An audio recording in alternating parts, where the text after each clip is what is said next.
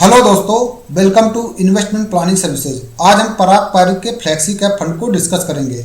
उससे पहले हम फ्लैक्सी कैप फंड को जानते हैं। फ्लैक्सी कैप फंड बिल्कुल मल्टी कैप फंड की तरह रहते हैं, जिसमें से large cap plus mid cap plus small cap तीनों सेक्टर पे आपका इन्वेस्टमेंट होता है। बट ये मल्टी कैप से थोड़ा सा डिफरेंट रहते हैं, क्योंकि जो मल्टी कैप फंड होते हैं उसमें तीनों सेक्टर में एटलीस्ट 25% इन्वेस्टमेंट करना कंपलसरी रहता है सेबी की गाइडलाइन से। बट वही फ्लैक्सी कैप फंड में फंड मैनेजर को पूरी छूट रहती है कि वो हो सकता है लार्ज कैप का 10% ले, मिड कैप का 20% ले, स्मॉल कैप का 50% ले।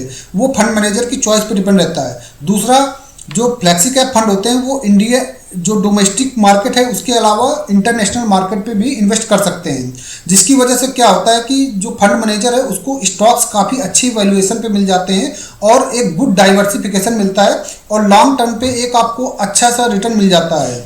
और जो भी इन्वेस्टर 4 से 5 साल का टाइम होराइजन लेके चलते हैं म्यूचुअल फंड में इन्वेस्टमेंट करने के लिए, उनको ये एक अच्छा रिटर्न प्रोवाइड करके देता है लॉन्ग टर्म पे। जो भी पर्सन या जो भी इन्वेस्टर सिर्फ एक एसआईपी करना चाहते हैं तो वो फ्लैक्सी कैप फंड या मल्टी कैप फंड को चूज कर सकते हैं। Flexi cap fund single SIP के लिए बेस्ट म्यूचुअल फंड होता है। बात करते हैं पराग पारिक फ्लैक्सी कैप फंड के, तो इसने 70% इंडियन डोमेस्टिक मार्केट में इन्वेस्ट कर रखा है, जिसमें से 48% लार्ज कैप में और 5.42% मिड कैप में और 6.63 स्मॉल कैप फंड में इन्वेस्ट कर रखा है।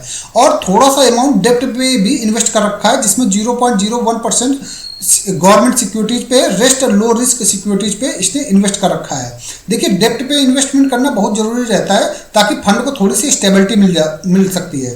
ये हाई रिस्क कैटेगरी का फंड है। आप इसमें मिनिमम एसआईपी 1000 रुपीज़ की कर सकते हैं और लमसम भी इसमें 1000 रुपीज़ का कर सकते हैं। मैंने कई वेबसाइट पे इसका पोर्टफोलियो टर्न रेशियो चेक करने की कोशिश किया, बट मुझे उसका डाटा नहीं मिला है, तो इसलिए मैं इसको नील करके रखता हूँ कि पोर्टफोलियो टर्न रेशियो पराग पारिक फ्लैक्सी कैप फंड का कितना है। बात करते हैं तो इसमें टोटल नंबर ऑफ स्टॉक से पराग पारिक फ्लैक्सी कैप ने 40 ले रखे हैं। 40 में से जो HDFC है उस पर उन्होंने 7.88% का एलोकेशन कर रखा है। वही बजाज पे जो है वो 7.01 पे है। ITC 5.9% है। इसी तरह आप देख सकते हैं बाकी का percentage allocation. Power grid corporation पे 4.95% का एलोकेशन कर रखा है, जो भी इनके पास AUM है, एसेट अंडर मैनेजमेंट।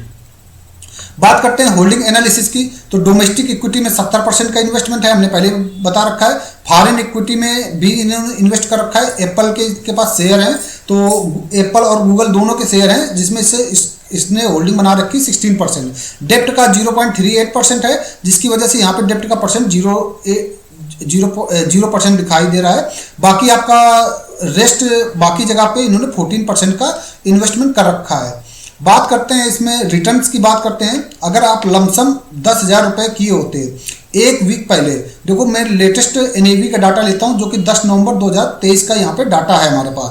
तो अगर आपने एक वीक पहले मतलब 3 नवंबर 2023 को आपने 10,000 रुपये इन्वेस्ट किए होते तो उसकी वैल्यू 10,217 रुपये होती है, क्योंकि इसने लगभग 2.18% का रिटर्न दिया है लास्ट 1 वीक में।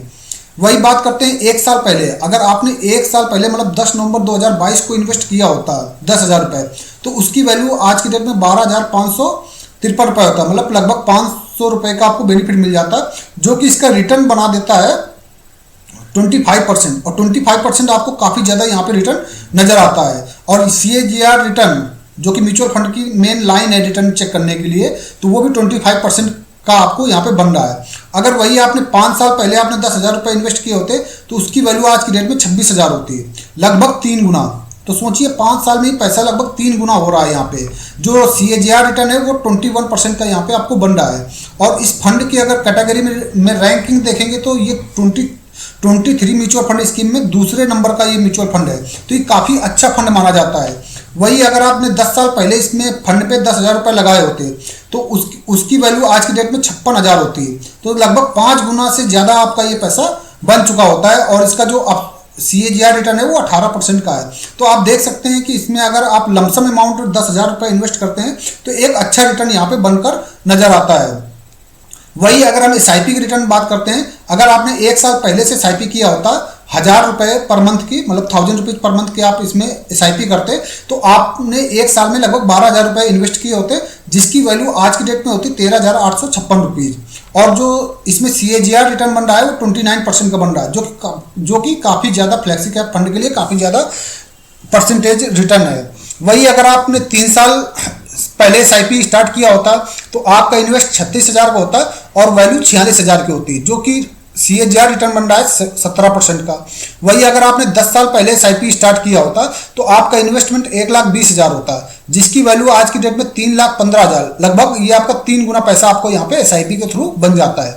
देखिए SIP पे जो गेम स्टार्ट होता है वो लगभग 5 साल के बाद ही स्टार्ट होता है, क्योंकि 5 साल तक आपका इन्वेस्टमेंट कम रहता है। जैसे आपका इन्वेस्टमेंट बढ़ता है उसी हिसाब से फिर यहाँ पे आपको रिटर्न अच्छा खासा इसमें मिलना चालू हो जाता है।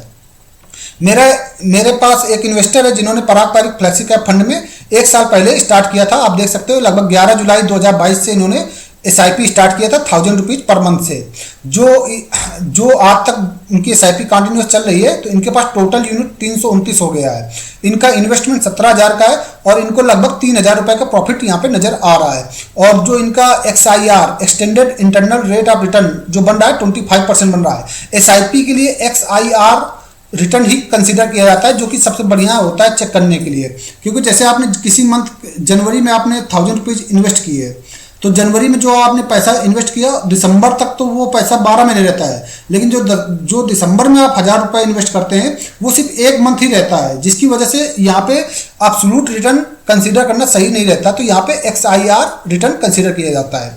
तो आप देख सकते हैं यहाँ पे इनको अच्छा खासा रिटर्न यहाँ पे बन रहा है, जो कि 25% का रिटर्न यहाँ पे जनरेट हो रहा है। चैनल को लाइक करिए, सब्सक्राइब करिए। किसी भी और म्यूचुअल फंड में जानने के लिए, जानकारी लेने के लिए आप मेरे से कांटेक्ट करिए। Thank you.